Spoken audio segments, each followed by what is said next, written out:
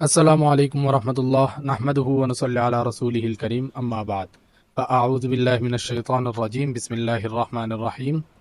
আরও একটি প্রশ্ন নিয়ে উপস্থিত হয়েছি। প্রশ্নটি হচ্ছে, সিগারেট, জর্দা ও চুন বিক্রির হুকুম কি?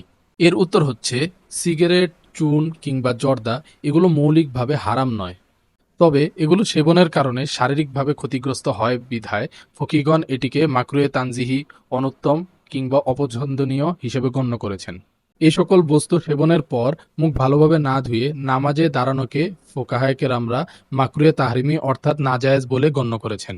যেহেতু এগুলো মৌলিকভাবে হারাম নয়, তাই এগুলোর বেচা বিক্রিও হারাম নয় এবং এর ইনকাম হালাল।